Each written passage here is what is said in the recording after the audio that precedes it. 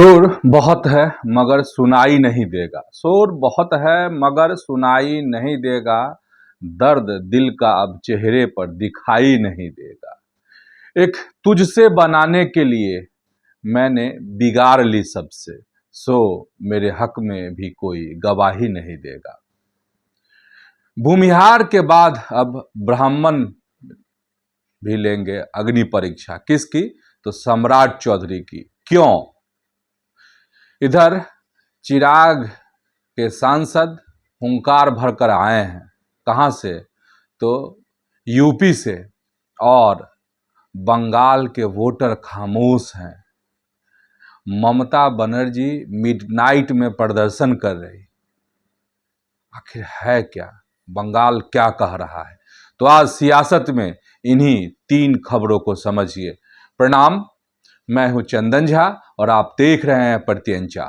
तो चलिए पहली खबर को समझते हैं। और पहली खबर क्या है कि भूमिहार के बाद अब अग्नि परीक्षा लेंगे कौन? तो ब्राह्मण। भूमिहार को लेकर क्या स्थिति है बिहार में और बीजेपी में खासकर? और जब से सम्राट चौधरी मुख्यमंत्री बने या मुख्यमंत्री की रेस में आए और बनने के बाद के जो हालात पैदा हुए हैं, इसके बाद जो डैमेज कंट्रोल करने की कोशिश बीजेपी कर रही है और सम्राट चौधरी जो अंदर खाने से मैनेज करने की कोशिश कर रहे हैं, इन सब चीजों को अगर आप देखिएगा तो ऐसा लग रहा था कि सम्राट को परीक्षा देनी पड़ रही है। कहां पर? तो भूमिहारों के सामने। लेकिन अंदर खाने एक और चीज है और वह यह है कि ब्राह्मण भी अब परीक्षा लेंगे सम्राट चौधरी की और भाजपा की। कैसे? इसको समझिए। देखिए,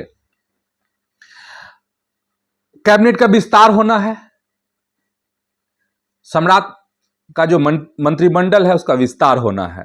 आज कल तब अब ऐसे हो रहा है। कहा जा रहा है कि एक था कि 3 तारीख नहीं तो फिर 6 तारीख या मतलब 10 तारीख के अंदर में मंत्रिमंडल का विस्तार होगा। और 3 और 6 पे चूंकि हमने बात कह दी है इसलिए हम इसमें रिपीट नहीं कर रहे हैं। तो जब भी मंत्रिमंडल का विस्तार होगा और विपक्ष अब हमलावर भी है, तेजस्वी निशाने पर ले रहे हैं कि सरकार 3 ही आदमी चला रही है बिहार की, सम्राट, विजय चौधरी और विजेंद्र यादव। तो तंज है सरकार पर इस मॉडल पर कि आखिर मंत्रिमंडल का विस्तार क्यों नहीं हो रहा और मंत्रियों को जिम्मेदारी क्यों नहीं दी गई, 3 आदमी ही बिहार को क्यों घुमा रहे हैं। इसलिए एक प्रेशर तो है और गलत कीजिएगा, समय लगेगा तो विपक्ष तो सवाल उठाएगा। और विपक्ष क्या सवाल उठाएगा? विपक्ष तो अभी इतना कमजोर है कि विपक्ष को सवाल ही नहीं सूझता है और हम लोगों के सामने सवालों के ढेर लगे हुए हैं। बिहार की जनता के सामने सवालों का पहाड़ है, लेकिन ये सरकार को घेर ही नहीं पाते। खैर चलिए मुद्दे पर आते हैं। मुद्दा यह है कि ब्राह्मण क्यों परीक्षा लेंगे, क्या है? और जब मंत्रिमंडल का विस्तार होगा तो कहा जा रहा है इसमें बहुत चीजों का ख्याल रखा जाएगा कि पार्टी कैसे सध जाए, वोटर कैसे सध जाए, कार्यकर्ता कैसे सध जाए, जाति कैसे सध जाए। क्योंकि एक तो भूमिहार सवाल खड़ा किए हुए हैं विजय सिन्हा को लेकर, तो ब्राह्मण का क्या है? अब देखिए, अगर हम ब्राह्मण की चर्चा करते हैं, ब्राह्मण की बात करते हैं, तो क्या है यहां पर? यहां पर यह है कि ब्राह्मण में कौन कौन चेहरे हैं जो रेस में हैं, मंत्री बनने की रेस में हैं। तो मंत्री बनने की रेस में सबसे पहले आंख को एकदम ऐसे ब्लैंक कर लीजिए, बंद कर लीजिए, बंद, और पूछिए बिहार में कौन बनेगा मंत्री ब्राह्मण से? तो आंख बंद कर लीजिएगा तो जवाब निकलेगा मंगल पांडे। बहुत विश्वसनीय, बहुत तरह के सवाल मंगल पांडे पर, लेकिन बहुत विश्वसनीय। दिल्ली के सवाल यहीं पर है और सवाल यह है कि मंगल पांडे रेस में। दूसरी तरफ कभी कभी नाम आता है कि नीतीश मिश्रा। तीसरा नाम उभरा है अभी हाल फिलहाल में, कहा जा रहा है कि बड़ा जबरदस्त ट्यूनिंग है और इनका भी बॉडी लैंग्वेज अभी बिना मंत्री बने हुए टाइट हो रहा है। वह है मिथिलेश तिवारी, बैकुंठपुर के विधायक। और चौथे एक नाम है शानदार व्यक्ति, आईपीएस रहे हैं, बक्सर से चुनाव जीता है इन्होंने, आनंद मिश्रा। तो 4 ब्राह्मण जो है, अब कोई छुपे रुस्तम हो तो बात है, वैसे बिहार में द किला मतलब क्या कहें, देश के अन्य राज्यों में जो हुआ हो, जो पर्ची निकली हो, जो बातें हुई हो, लेकिन यहां तक किला ठोक के कहा गया कि सम्राट सम्राट सम्राट, और सम्राट बने। बीजेपी, मोदी और अमित शाह की सारी प्लानिंग, सारा सब कुछ जो है धराशायी हो गया। ठीक, खैर चलिए, तो ये 4 ब्राह्मण चेहरों की चर्चा है कि मंत्रिमंडल का विस्तार होगा तो ब्राह्मण में से इनको मौका मिलेगा।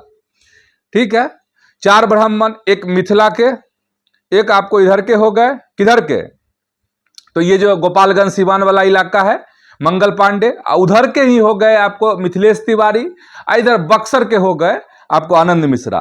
तो आखिर इसमें से किसी एक को अगर मंत्री बनाया जाता है, जो अब तक होता रहा है, बीजेपी का जो अपना सोशल इंजीनियरिंग है कि बना दिए, मंगल पांडे को बना दिए, तो क्या इससे क्या मंगल पांडे पूरे बिहार के ब्राह्मणों का प्रतिनिधित्व करते हैं? बिल्कुल नहीं करते, बिल्कुल नहीं करते। मैं खुलकर कहता हूं नहीं करते।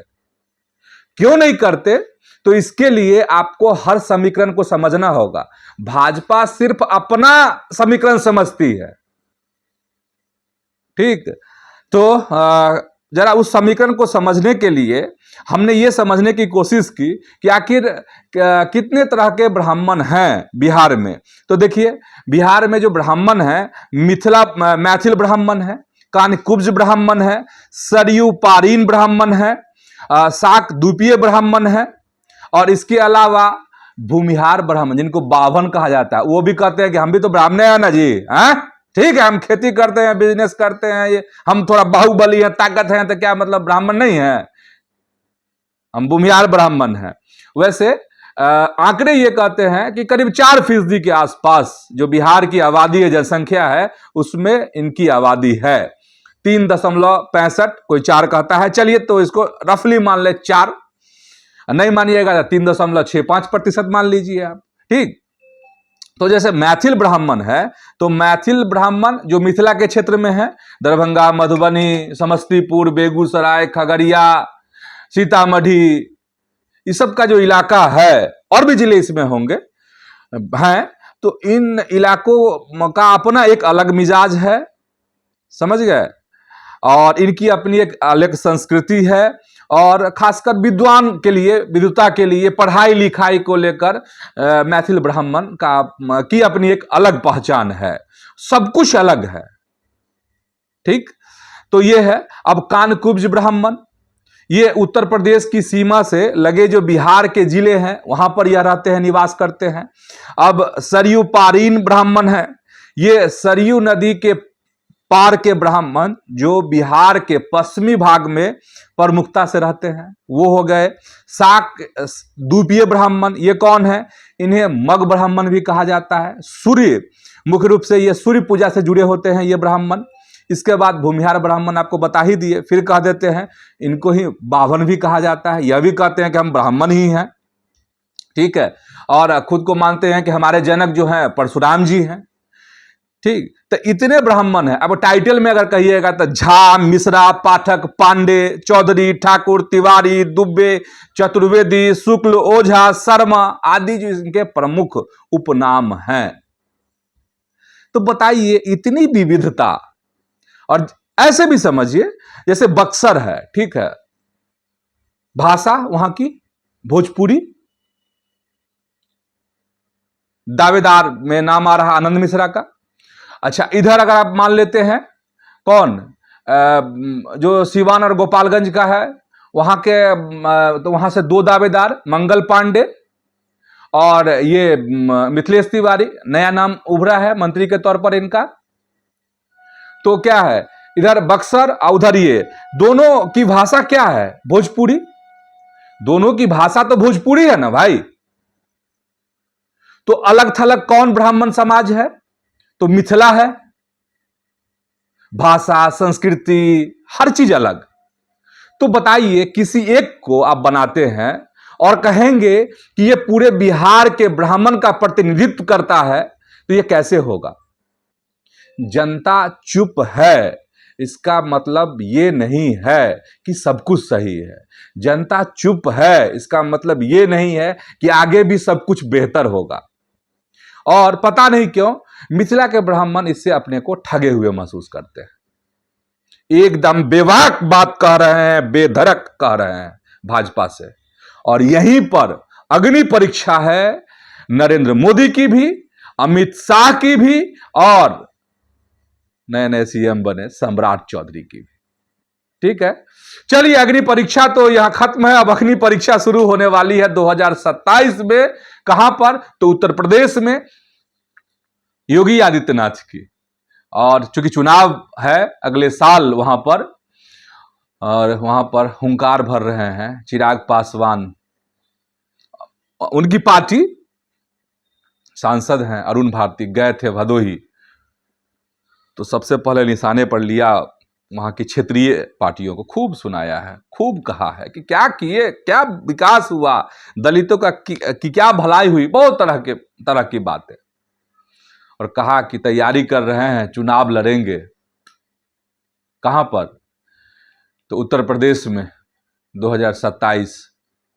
गठबंधन होगा नहीं होगा भाजपा से, क्या होगा चिराग पासवान जानेंगे। मुंह जल गया था, पीने गए थे वहां दूध जदयू, क्या हाल हुआ था। मुकेश सहनी भी, याद रखिएगा चिराग जी। चलिए अब याद रखने की बात है तो ऐसा लग रहा है कि बंगाल के जो चुनाव होंगे वह भी मतलब परिणाम होंगे वह भी यादगार ही होगा। पहली बार ऐसा दिख रहा है एग्जिट पोल में कि भाजपा की सरकार वहां बन सकती है। हालांकि ममता बनर्जी यह मानने को तैयार नहीं है। वहां के वोटर जो हैं खामोश हैं। खामोश इसलिए हैं जिन्होंने वोटिंग की है, जिन्होंने वोट दे दिए हैं। जो टीएमसी को वोट दिए हैं वह इस भय में है कि एग्जिट पोल कह रहा है कि बीजेपी की सरकार आ रही है, तो चुप हो जाए, चुप हो गए हैं, मौन। बीजेपी के वोटर जो हैं वो अभी मौन है, क्योंकि बंगाल के चुनाव का इतिहास रहा है कि चुनाव बाद वहां बहुत हिंसा होती है, सैकड़ों दर्जनों। हालांकि अब तक हिंसा की वैसी खबरें नहीं आई हैं जो पिछले ही चुनाव में 2021 के चुनाव में जिस तरह की खबरें आती थी। 700 अब भी अर्धसैनिक बलों की कंपनियां वहां तैनात हैं पश्चिम बंगाल में। और इन सब चीजों के बीच भगवानीपुर, जहां से ममता बनर्जी चुनाव लड़ रही, जहां से शुभेंदु अधिकारी चुनाव लड़े हैं, वहां का मतगणना केंद्र पे बवाल खड़ा हुआ। एकदम मिडनाइट में ममता बनर्जी पहुंच गई थी वहां पर कि गड़बड़ी हो रही है, ये हो रहा है, वो हो रहा है। तो इसीलिए कहा जा रहा है कि देखिए वोटर खामोश हैं। ममता बनर्जी मिडनाइट में प्रदर्शन करने चली आती हैं, मतलब टीएमसी की बेचैनी को दर्शाता है, ममता बनर्जी की बेचैनी को दर्शाता है।